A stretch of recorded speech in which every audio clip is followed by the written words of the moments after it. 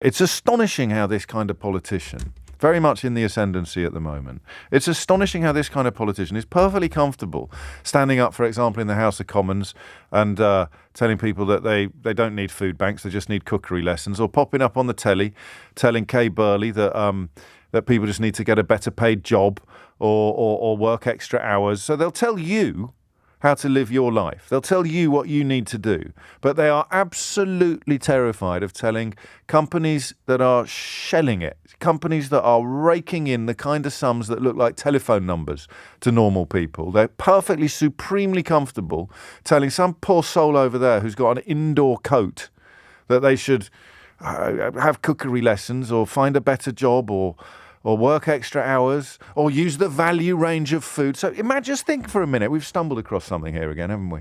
That's it, isn't it? That's the dichotomy at the heart of these ideologies. So what is acceptable behaviour? Acceptable behaviour is telling people who can't afford to feed themselves that they should perhaps consider buying value range products in their local supermarket, finding a better job, working extra hours, or taking some cookery lessons, because there's not really any such thing as poverty, and if there is, you deserve it. Right? You deserve to be poor. It's your own fault for being thick, for not knowing about the value range food, for not knowing how to cook, how to roast a chicken, for not having the wherewithal to realise that you can just walk out the door now and get a much better paid job than the one you've currently got before you can say, what a load of cobblers. Right? That is the ideology, because that goes hand in hand with the argument that here's a company making several gazillion pounds in profit, largely as a result of the increase in wholesale energy prices. They're just harvesting it. They're just shoveling money into the coffers of shareholders. But we can't touch them. We absolutely can't go near that. Look, if we go near them, they might move. Do you remember when Paul Daniels, the late magician, and various other people that said that if Labour get in, I'm going to emigrate? None of them ever did, as far as I'm aware. This is similar, isn't it? No, we can't. No. We can tell desperate people exactly what, that we can patronise them till the cows come home. But we can't tell massive companies what to do. We can't tell people paying their bosses tens, 20s, millions of pounds. We can't take money off them and give it to people who can't afford to heat their homes. So that's question number one. What are the ideological reasons that are currently driving 10 Downing Street to resist a move that Treasury officials reportedly believe is politically unavoidable? Talk me through the ideological reasons that make number 10, or Boris Johnson and his advisors, believe that they shouldn't do anything like a one-off tax on energy suppliers to help people cope with the cost of living. Question number 2 is a bit trickier. Question number 2 focuses upon how much money it's going to raise. I saw a horrible, a few people enjoy Twitter more than I do, but occasionally you do stumble across some of the stuff about the rape allegations yesterday that were being tweeted by quite well-known people, not just Michael Fabricant, but also people who do this for a living, were genuinely staggering. You sort of, I don't know whether it's naivety, but I saw one tweet yesterday as if it was a gotcha. Labour admit in the House of Commons that a windfall tax would only raise about £120 per household, as if that were a gotcha. And again, I thought of indoor coats. It was a teacher's wife, if you remember, in Cromer, who just rang in very matter-of-factly to explain that her and the kids wear indoor coats so that when they go outside, they feel the benefit of their bigger coats. They need to wear a coat inside to keep warm, but if they wore the same coat outside, then it wouldn't provide as much protection against the cold as they need or as they would like. So they've got indoor coats and then they stick another coat on when they go outside. In Britain, in 2022, in a home where the breadwinner is a teacher. Indoor coats.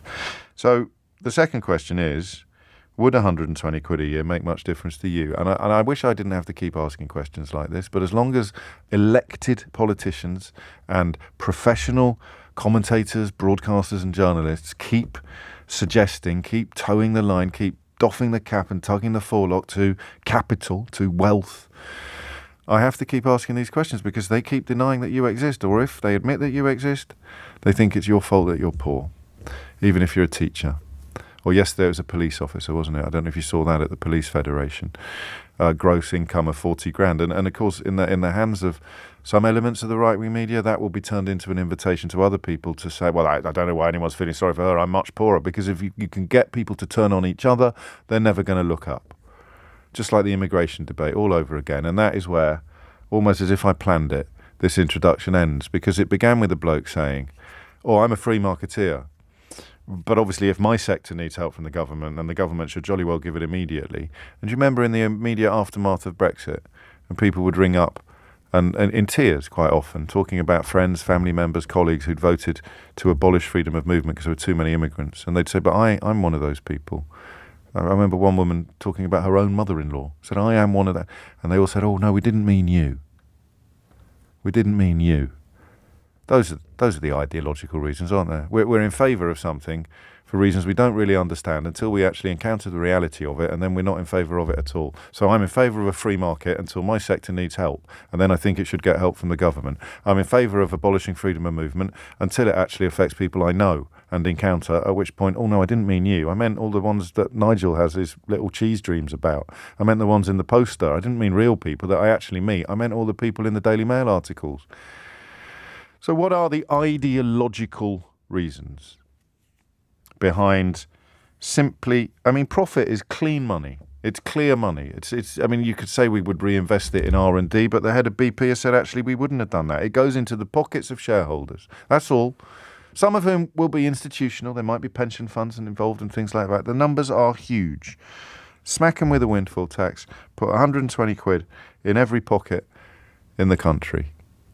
How can that be something you would ideologically oppose in a time of genuine crisis? That's the crucial condition, a time of genuine crisis. 0345 6060 973. And Labour's plan is actually targeted, so it goes up according to who needs it most. That 120 quid figure is an average, so maybe we'll drop the second question. No, let's not. Let's call it 120 quid, right? That's the sort of bottom line number.